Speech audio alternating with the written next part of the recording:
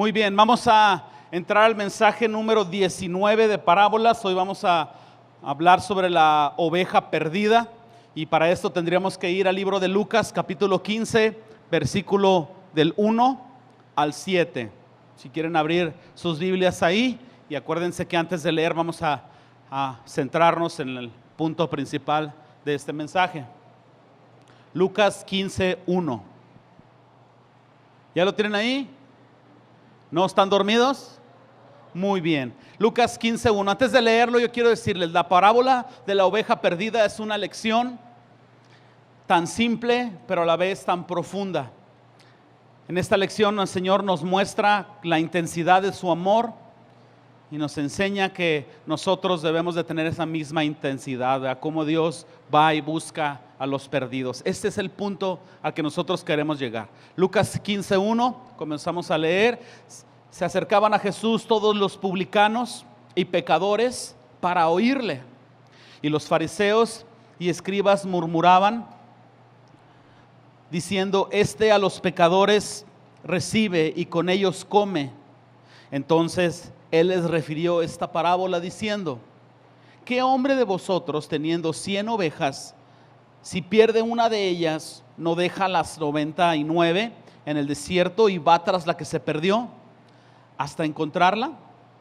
Y cuando la encuentra, la pone sobre sus hombros gozoso, y al llegar a su casa reúne a sus amigos y vecinos diciéndoles: gozaos conmigo, porque he encontrado mi oveja que se había perdido. Versículo 7, os digo que así habrá más gozo en el cielo por un pecador que se arrepiente que por 99 justos que no necesitan de arrepentimiento. Si observamos la dinámica y como hemos venido estudiando estas parábolas, se crea una especie de ejercicio de dinámica. Hemos ya entendido el contexto, es muy importante. De entrada ya creo que todos podemos verlos. Los de religiosos estaban murmurando sobre que Jesús estaba comiendo con pecadores, y en base a esta murmuración Jesús establece esta parábola. Yo creo que ningún otro capítulo en el Nuevo Testamento es más conocido como el capítulo 15 de Lucas. En el capítulo 15 de Lucas, el Señor Jesucristo plasma tanto de su corazón, es considerado por algunos el corazón mismo del Evangelio.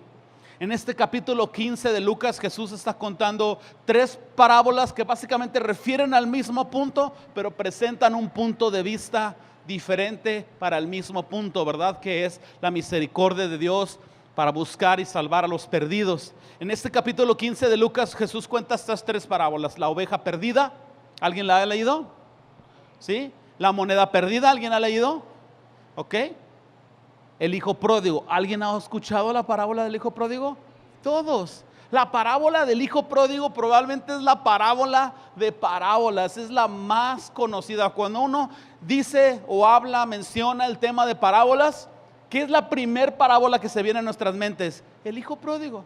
Mira, cristianos, no cristianos, todos saben entender la referencia de lo que es un hijo pródigo. El capítulo 15 de Lucas será de los más famosos, más conocidos, y Jesús está plasmando aquí su corazón. El día de hoy nos vamos a enfocar en la parábola de la oveja perdida, que básicamente nos va a mostrar la intensidad del corazón de Dios para buscar aquello que se ha perdido. Cuando lleguemos al estudio de la moneda perdida, veremos si es que logramos llegar a ese punto. Pero básicamente la parábola de la moneda perdida habla del valor de aquello que se perdió. Y el hijo pródigo, yo creo que es una parábola que vamos a dejar para el final de esta serie, para cerrar ahí con broche de oro. Entonces vamos a enfocarnos el día de hoy a la oveja perdida. Vamos a entrar al contexto, vamos a ver cómo podemos aplicarlo a nuestras vidas. ¿Están listos? Vámonos al primer punto. Los publicanos y los pastores eran personas indeseables. Déjenme les explico cómo esto, y vamos a empezar con los publicanos. Los publicanos eran básicamente miembros de Israel, judíos, que eran de alguna manera semi-contratados, o sea, un poquito obligados y un poquito contratados por el Imperio Romano. Si entendemos el contexto general, Israel había sido conquistado por el Imperio Romano. El Imperio Romano extendió sus dominios hacia tantas naciones, fue impresionante, y Israel no fue la excepción, estaban bajo el azote y dominio romano. De manera que los romanos escogieron algunos de ellos para que pusieran literalmente una mesita en una esquina, algo similar a una oficina de recaudación de rentas. No tiemblen, nomás es una expresión para explicar la parábola, por favor.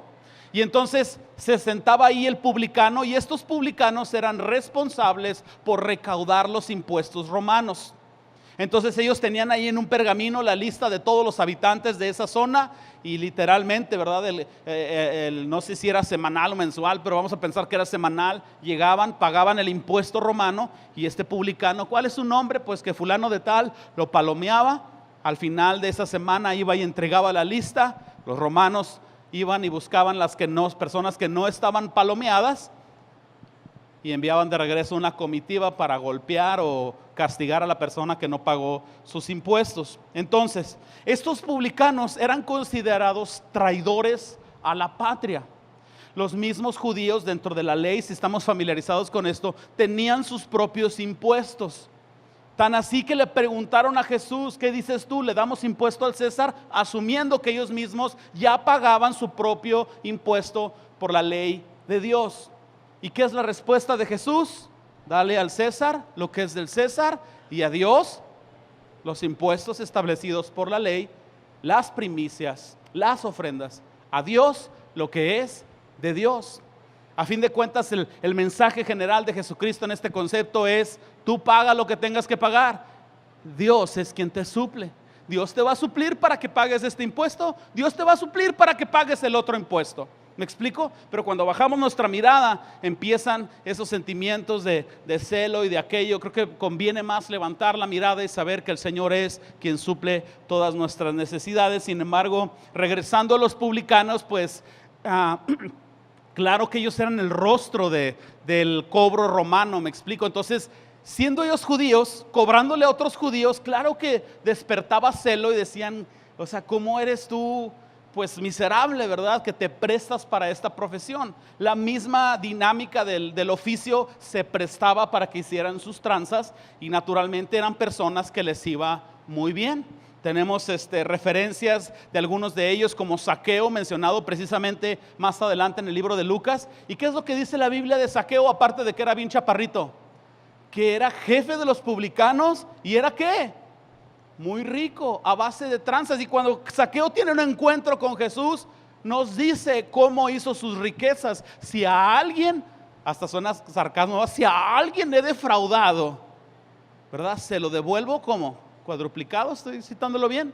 Se lo devuelvo 4 veces, y aún la mitad de mis bienes la entrego a los pobres.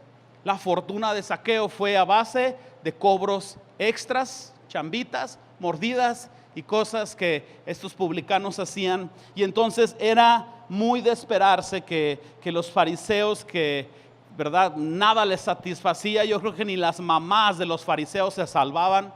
Estos tipos estornudabas y ya estabas faltando a la ley. Y entonces claro que a los publicanos eran de las personas más despreciables, los acusaban de no cumplir la ley. Eran tan marginados los publicanos que no se les prestaba dinero, no se les permitía prestar a ellos tampoco dinero. Su testimonio no era válido en una corte. A ellos no se les permitía ser tutores de un niño huérfano. A ellos la gente no quería viajar con ellos. A ellos no se les hospedaban ni se les permitía hospedar. Literalmente estaban marginados totalmente. Entonces, agreguemos un paréntesis a esto. ¿Hasta aquí estamos bien?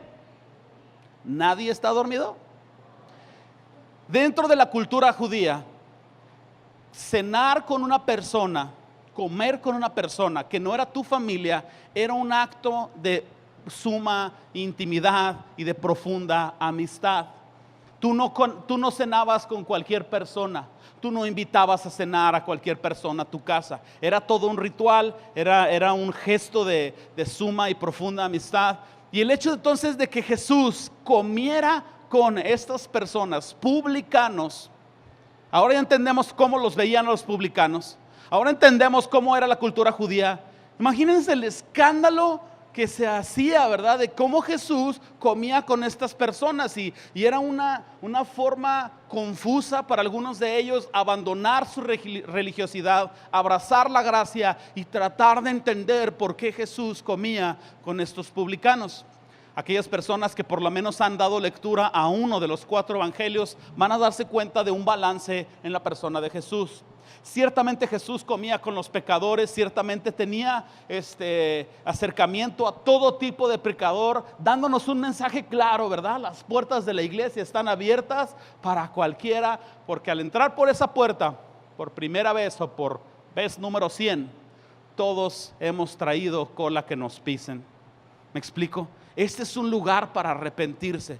Aquellos que no se quieran arrepentir, yo les diría, bueno, este no es un lugar para ti. Si después de un tiempo tú has oído la palabra de Dios y no quieres arrepentirte, lo más probable es que tengas otras intenciones. Pero a fin de cuentas, esta es la esencia de la gracia. Entonces para las personas era bien confuso, pero al leer nada más el Evangelio de Mateo, por citar uno de los 4, nos vamos a dar cuenta de un balance. Jesús pasaba 80% de su tiempo con sus discípulos, enseñándoles las verdades del reino, orando con ellos, caminando el camino con ellos. Y probablemente es una manera de expresarlo, dedicaba 20% de su tiempo al ministerio exterior, de predicar la palabra, sanar enfermos, proclamar las verdades del reino. Y es cuando comía con los pecadores, publicanos, prostitutas y mucho más. Jesús no era una persona que pasaba la mayor parte de su tiempo, me explico, con estas personas. Por lo tanto, aquel que acusa a Jesús de hacer esto es porque básicamente le está injustamente juzgando, le están de alguna manera etiquetando. Entonces, si nosotros avanzamos más adelante, podemos llegar a una verdad. Si Jesús no hubiera tenido esta apertura para que los pecadores se aproximaran a Él y Él aproximarse a los pecadores, específicamente hablando de los publicanos, Zaqueo no hubiera conocido la salvación, Zaqueo no hubiera hecho restitución. Si Jesús no hubiera tenido un corazón de gracia en aceptar a los publicanos, Mateo, uno de los 12 que murió como mártir por el Señor, no hubiera sido reclutado como discípulo. Es una manera de expresarlo nada más. Probablemente no tendríamos el Evangelio de Mateo en nuestras Biblias, pero es por la gracia y los efectos de la gracia. De veras es imposible medirlos, cuál es el impacto final que todos vamos a tener. Hablemos de la segunda categoría de personas indeseables, los pastores. Aunque suene raro, a lo mejor lo primero que se nos viene a la mente es un pastor de una iglesia, pero estos son pastores de ovejas. Entonces los pastores eran personas indeseables también. A los pastores también eran marginados. A mí me ha impresionado que al nivel de los publicanos también. Y las acusaciones las razones por las cuales estos también eran marginados es porque se les acusaba de pastorear sus ovejas en campos ajenos. O sea, eran tremenditos también. Ellos tal vez eran dueños o empleados de alguien que tenía ciertas tierras y bueno, se hacían locos ahí avanzando sus ovejas, le daban vuelta al cerro y luego llevaban a sus ovejas a pastar al rancho de enseguida. Y luego ya que comían las ovejas, todo el zacate del rancho de enseguida, les rodeaban otra vez al cerro. Y si estaba cerca el corral, agarraban una que otra ovejita de pasadita y se fueron con 100 y regresaban con 103. A fin de cuentas eran pecadores, ¿me explico? Humanos como tú y como yo. Y se les acusaba de esto, de manera que cuando alguien andaba por el campo, veía un pastor de ovejas, se le quedaba viendo a ver qué tipo de persona iba a ser. Y entonces hay algo que dentro de esta marginación o esta etiqueta que los judíos les tenían, hay una sola cosa que nosotros debemos de reconocer. Se requiere amar a las ovejas para poder ser pastor. Pastor de animales y pastor de oficio. ¿Me explico?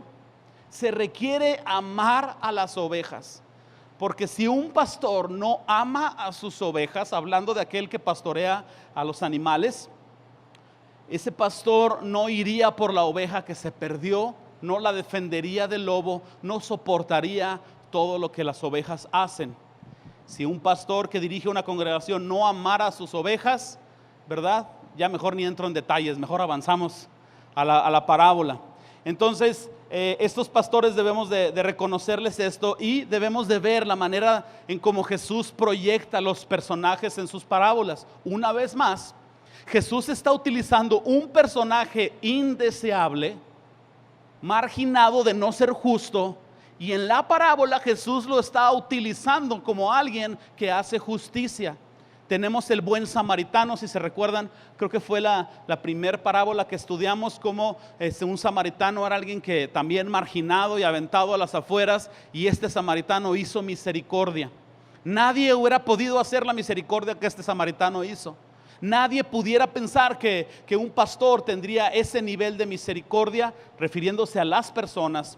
Pero a fin de cuentas Jesús se está proyectando en esta parábola, mostrando las riquezas de su gracia a través de una persona indeseable. Cuando un pastor estaba puesto a cargo de un rebaño, sea porque fuera el dueño o el empleado de alguien que estaba cuidando las ovejas de otra persona, ese pastor era totalmente responsable, es obvio, ¿verdad?, por estas ovejas, a tal grado que se requería amor, pero requería también responsabilidad. Si una oveja se perdía, este pastor tenía que ir y encontrarla, porque era responsable por ella.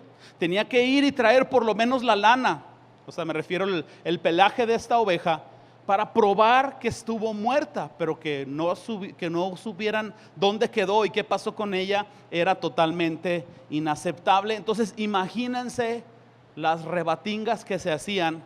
Me explico, cuando no se comprobaba la muerte de una oveja y a la hora de hacer el conteo tienes 99, ¿dónde quedó la otra? Pues entre los mismos pastores, ¿verdad? Iban y a ver si no me agarró la oveja pinta, y se hacía ahí un desastre. Pero lo que hacían los pastores naturales es que aseguraban el rebaño. La parábola marca una perdida, 99 en un corral. Entonces ellos, digámoslo así, las 99 las ponían seguras en un corral y luego iban y buscaban interminablemente por todo lugar hasta encontrar a la oveja perdida. Hasta aquí vamos bien.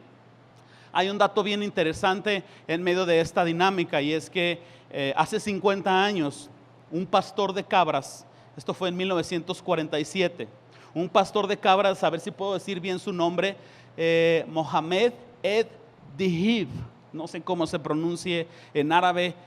Ahorita en árabe no ando muy bien, ¿verdad? Ando batallando un poco. El mandarín y el árabe me he estado batallando últimamente, pero si estoy diciendo bien su nombre, bueno, pues Mohamed perdió una oveja, una cabra, y emprendió esta búsqueda que estamos hablando. Esto fue un hecho verídico. Entonces Mohamed andaba entre los riscos alrededor del Mar Muerto, y de repente, buscando su cabra perdida, encuentra lo que se conoce ahora como la gruta número 1 de Qumran. Y esta gruta es una grieta en medio de las montañas que dirige hacia un escondite especial. Y cuando este hombre toma esta ruta, encuentra los famosos rollos del Mar Muerto. Y uno dice, ¿qué son los rollos del Mar Muerto? Son una recopilación inmensa que fue escondida en el año 70, cuando los romanos estaban destruyendo Jerusalén. Algunos tuvieron la idea de esconder estos pergaminos. Es una recopilación inmensa de escritos históricos y pergaminos bíblicos que fueron perfectamente conservados y escondidos ahí. Hasta hace 50 años se encontraron, y se considera que estos pergaminos, estos rollos del Mar Muerto, son la recopilación más importante, más fidedigna que nosotros podemos tener ahora en cuanto al texto bíblico. No solo eran copias del libro de Isaías, copias del Evangelio de Marcos, sino también eran documentos históricos de historiadores, documentos que confirmaban hechos históricos perfectamente compatibles con las menciones de la Biblia. De veras, este descubrimiento, gracias a este pastor, ha sido algo increíble. El asunto es, ¿cómo podemos nosotros aplicar esta parábola a nuestras vidas? ¿Cuál es el significado? Bueno, sinceramente uno lee la parábola de la oveja perdida y no se requiere la gran ciencia para entenderla, ¿verdad? Estamos hablando del corazón compasivo de Dios y la responsabilidad que Él pone en nosotros de ir y alcanzar a los no creyentes. El asunto es Creo que podemos sacar algunas lecciones de vida de esta parábola. ¿Están listos para entrar a las lecciones de vida? Muy bien, aquí vamos. Número 1, la primera lección de vida que nosotros podemos encontrar: ten hambre de Dios y ten humildad para buscar a Dios. Si tú ves ahí en tu Biblia el versículo 1 de Lucas, lo vamos a leer. Dice: se acercaban a Jesús todos los publicanos y pecadores. ¿Para qué se acercaban? ¿Para qué? ¿Quiénes se acercaban a Jesús? ¿No emborrachos o qué? Vamos a empezar de nuevo, lindos hermanitos. ¿Para qué se acercaban a Jesús? Para oírle. Muy bien, ahí la llevan, ahí la llevan. ¿Quiénes se acercaban a Jesús? Publicanos y... Si estamos entendiendo todos lo que estamos hablando, estas personas eran rechazadas.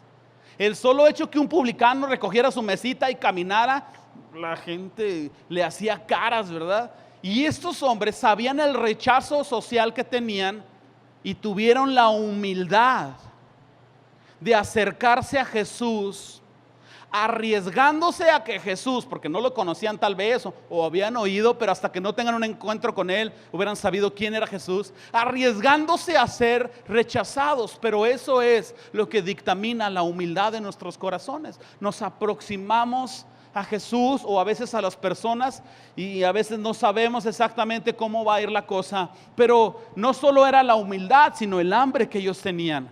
Ellos se acercaban. ¿Para qué se acercaban? ¿Para un beneficio personal?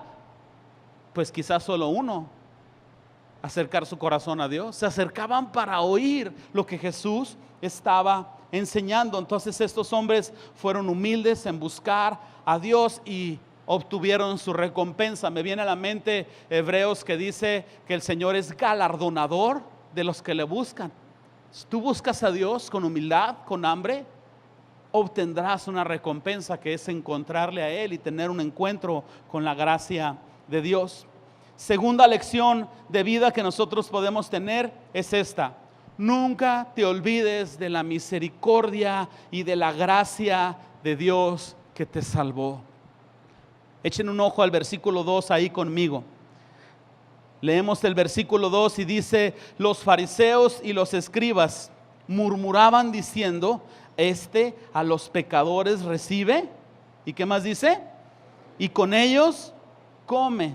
Entonces, ¿qué es lo que estaba sucediendo? Estas personas estaban criticando el que Jesús estuviera haciendo un bien a las personas. En el preciso momento en el que tú y yo critiquemos a una persona o rechacemos a una persona que entra por esta puerta y decimos: ¿cómo se atreve él a venir a nuestra iglesia? En ese mismo momento nosotros estaremos olvidando la gracia que nos salvó. Estaremos olvidando la misericordia de Dios en nuestras vidas. Estaremos echando por la borda el entendimiento de cómo Jesús nos ha salvado, nos ha perdonado. Y es muy interesante, ¿verdad?, que viene este sentir de superioridad del corazón. Es como una infección en nuestro corazón. Nosotros tenemos ese rechazo hacia algunas personas. A veces nos sentimos que algunos están mal y nosotros estamos bien, por una simple razón: nos sentimos superiores moral y espiritualmente a estas personas, cuando la realidad es que no lo somos. Todo es por gracia, y la realidad es que el llamado de Dios es a servir a las personas. A lo mejor es verdad, has dado más fruto. A lo mejor es verdad, conoces más de la Escritura. A lo mejor es verdad, tu intención es genuina al buscar a Dios, pero en ningún momento vemos estas características en Jesús. De manera que si hay esa infección en tu corazón, sinceramente es porque tú has tenido de alguna manera estos sentimientos sobre estas personas. Tu corazón está infectado. Yo te haría una recomendación: tómate la medicina. Tú dices: ¿cuál es la medicina? No te olvides de la gracia que te alcanzó y de la misericordia que hizo que Jesús te perdonara. No te olvides. De hecho, ¿sabes qué? Tómalo como un ejercicio. Cuando estés alabando a Jesús, que no sea algo automático. Vuelve a tener en mente cómo era tu vida cuando no conocías a Jesús.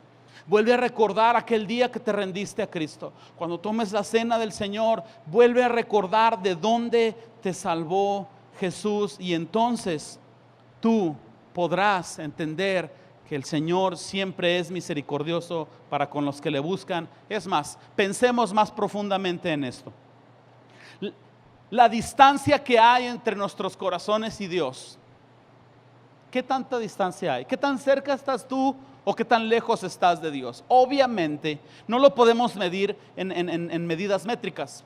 Nosotros en esta dimensión natural medimos la distancia en metros y kilómetros, y vamos manejando rumbo a Chihuahua, vemos que nos falta tantos kilómetros y decimos estamos a medio camino, nos falta la mitad o ya estamos llegando a Chihuahua por las medidas. Pero en la dimensión del Espíritu, ¿cómo medimos si nuestro corazón está lejos o cerca de Dios? Un error común que cometemos es tratar de medir nuestra cercanía o nuestra lejanía de Dios en base a nuestras obras. Yo no he faltado ni un domingo, es más, llego antes de las 11. Yo estoy bien cerca de Dios. Yo no dejo de orar, yo leo 5 salmos diarios. Yo hago estas obras religiosas, cumplo con estas leyes, cumplo con aquello, y entonces estoy pensando que estoy muy cerca de Dios. Aún en esto sería una medida totalmente incorrecta. Si tú vienes los domingos a tiempo, es porque honras a Dios, y es la consecuencia de haber estado cerca de Dios, no el camino que te lleva a estar cerca de Dios. ¿Me estoy logrando explicar? ¿Cómo medimos si nuestro corazón está cerca o lejos de Dios? Por 2 parámetros, el primero y el segundo. ¿Entendieron? Vámonos no se crean. 2 parámetros: humildad o superioridad. Humildad o superioridad. El Señor da gracia a quienes se le acercaban publicanos y pecadores para oírle con humildad. ¿Y cuál era el resultado? Tenían toda la gracia y todo el favor de Dios. ¿Tú quieres medir tu cercanía con Dios? Lo primero que tienes que hacer es ver tu corazón. No solo, ay Señor, yo sí soy bien humilde. No, ve tu corazón al voltear a ver todos los hermanos y cómo te comportas con ellos. Ve tu corazón al ver si te sientes ofendido cuando alguien te ofendió o cuando alguien no te ofendió. Cuando no te dieron el cambio, cuando quieres justicia, cuando alguien esto, cuando alguien aquello. Mide tu corazón en base a si te sientes superior o te sientes humilde, y eso es una medida muy precisa que te dice qué tan cerca estás de Dios. Levanten la mano los super humildes. No lo hagan. Tercer lección de vida que podemos extraer de la parábola de la oveja perdida es esta: no se puede buscar lo que no está perdido. No se puede buscar lo que está perdido. ¿Dónde está mi cabeza? El chiste es del ranchero que anda buscando su caballo y anda arriba de él. ¿Alguien lo ha oído? Otro domingo se los cuento. No se puede buscar lo que no está perdido. Entonces, si nosotros ponemos atención al versículo 4, dice la parábola de Jesús que está contando, dice que este pastor deja a las 99 en el desierto y va tras la que se perdió. Ojo con esto: en lo natural, un pastor que es dueño de 100 ovejas pierde una, no está tonto, no va a dejar 99 en el desierto. ¿Me explico? Va a hacer lo posible por amarrarlas, acorralarlas, ¿verdad? Drogarlas o a ver qué hace, pero dice: yo me voy 3 días y en 3 días yo quiero que estas ovejas estén bien. Me explico, en lo natural un pastor no va a dejar 99 ovejas en el desierto. Entonces, ¿qué es lo que Jesús está queriendo decir en la parábola? Simple y sencillo: los 99 ovejas que están en el desierto son una representación de los fariseos y de los religiosos que no creían que ellos tenían la necesidad de arrepentirse. Los fariseos se sentían muy justos. Ellos no iban a pasar al frente a arrepentirse. Me explico, no había humildad en sus corazones. Entonces son los 99 que se quedan ahí, y por eso hay más gozo en el cielo por uno que sí se arrepiente, literalmente, que por 99 que no se arrepienten. ¿Me estoy logrando explicar? Entonces, el asunto es este. Uno de los aspectos fundamentales de la salvación y del mensaje del evangelio es que las personas necesitan saberse perdidos. Si tú no estás convencido que estás perdido, que tus pecados te condenarán, que la consecuencia del pecado te destruirá, si tú no estás perdido, lo digo sarcásticamente, entonces no tienes necesidad de que te busquen. Sarcásticamente podemos decir, entonces no te andan buscando porque no estás perdido. ¿Dónde está mi cabeza? Pues aquí la traigo puesta. Pero cuando a alguien se le ha perdido un objeto valioso, levanta la mano. La angustia, ¿no? Ok, alguien de vista. A mí ha sido nada más de vista por unos instantes que se me han perdido mis hijos. Yo no sé si a ustedes por más tiempo, pero alguien ha experimentado por un minuto aunque sea la angustia de no saber dónde quedó tu hijo o tu sobrino o alguien. Levante la mano. Híjole, ¿verdad? Entonces claro que lo que se pierde se busca, y cuando las personas reconocen su pecado a través de lo que el Señor les está mostrando, es cuando ellos adoptan esta humildad y se acercan a Jesús para oírle. No lo buscan en sus Biblias, pueden solo tomarlo en sus notas, pero Lucas 19:10 es un pasaje en la Escritura que nos dice que el Hijo del Hombre vino a buscar y a salvar lo que se había perdido. Claro que el corazón de Jesús es que todos se arrepientan, pero Jesús no puede salvar a aquellos que dicen yo no estoy perdido. Cuarta lección de vida: Dios es quien salva. Tú no te salvaste. Por favor, quítate ese lenguaje de no, yo aquí los de mi reunión, a estos 10 los salvé. No, tú no los salvaste.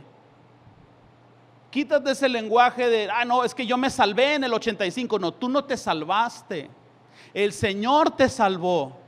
El Señor te utilizó para alcanzar a esas 10 personas, pero solamente Dios salva. Versículo 5, ahí en sus Biblias, en este pasaje: cuando la encuentra, refiriéndose al pastor, a la oveja, cuando la encuentra, la pone sobre sus hombros gozoso.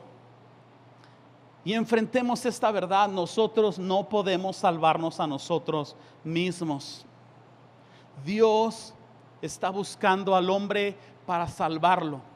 Este es el resumen de toda la Biblia. ¿Tú quieres decir cómo escribo el resumen de toda la Biblia en tan pocas palabras? La Biblia se trata de Dios buscando al hombre. En todo momento el que toma la iniciativa es Dios. Nosotros solamente hemos reaccionado a su gracia, reaccionado a su amor. Dios está buscando al hombre, y la Escritura nos dice que la salvación pertenece totalmente a Dios. Pensemos en esto. Las ovejas, es un dato bien interesante. Las ovejas tienen vista corta. Las ovejas tienen memoria corta. Cuando yo estaba estudiando esto, yo volví a leer porque dije yo, ¿se está refiriendo a los de la iglesia? ¿O se está refiriendo a los animales?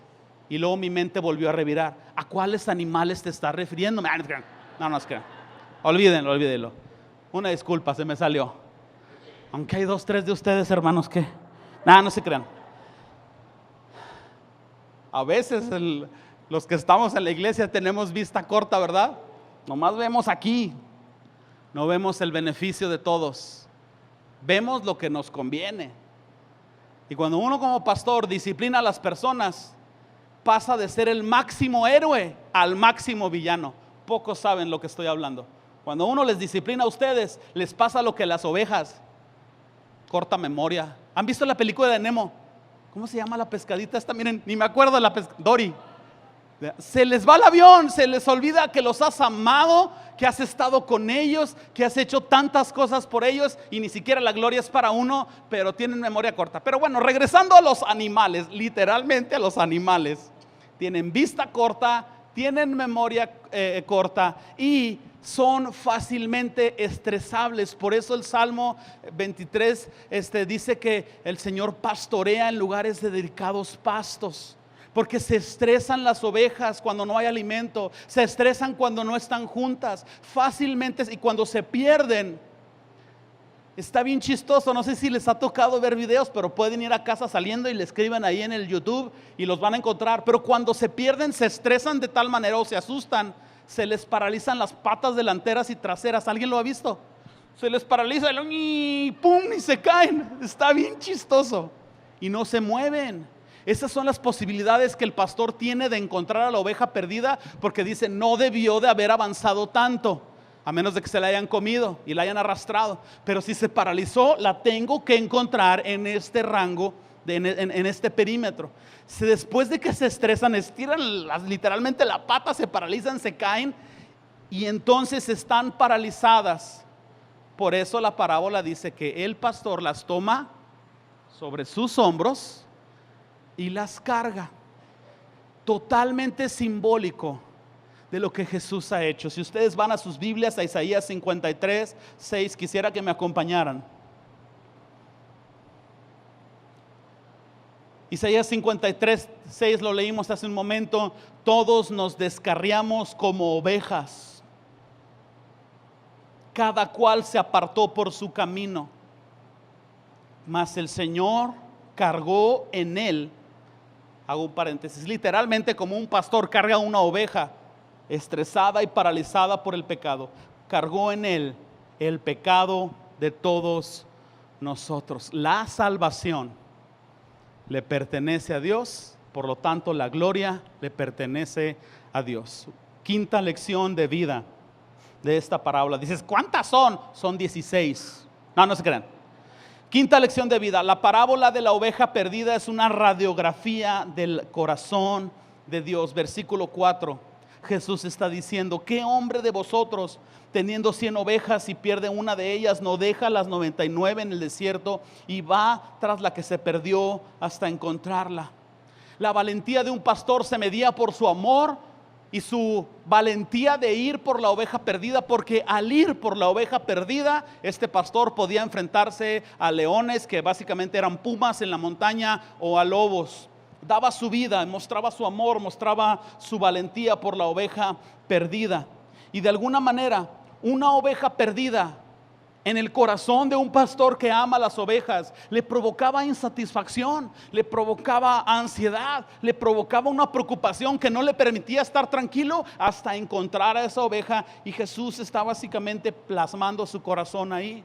En la lógica convencional, cualquiera de nosotros diría lo siguiente: ok, piénsala, compadre. Perdiste una, tienes 99, ponlo en la balanza. No arriesgues las 99 para ir por la que se te perdió. Si vas por la que se te perdió y luego llegas y hay 70 ovejas, ¿te vas a quedar sin Juan?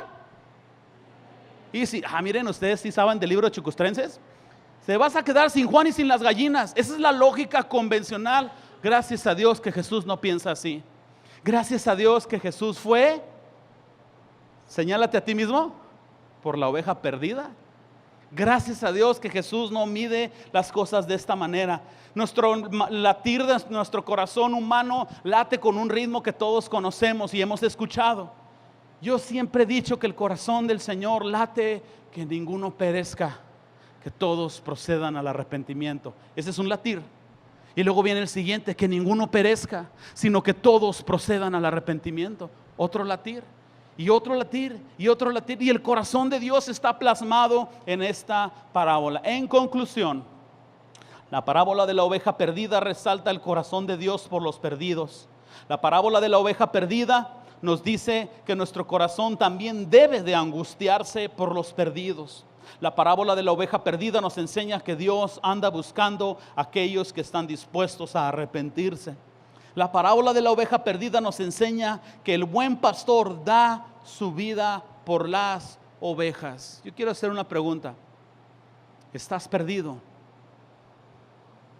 ¿Te sientes perdido? Ya que estamos escuchando esto, ¿te sientes perdido? ¿Sientes que realmente tú necesitas ser encontrado y perdonado por Jesús? No te preocupes. Jesús, el buen pastor, te anda buscando. Y tal vez hoy es el día en que te va a encontrar y te va a tomar sobre sus hombros y te va a llevar hasta encontrarte y verte seguro. La parábola de la oveja perdida, en conclusión, es una lección simple pero profunda. Dios muestra la intensidad de su amor al buscar y salvar a los perdidos. ¿Por qué no cierran sus ojos un instante para orar?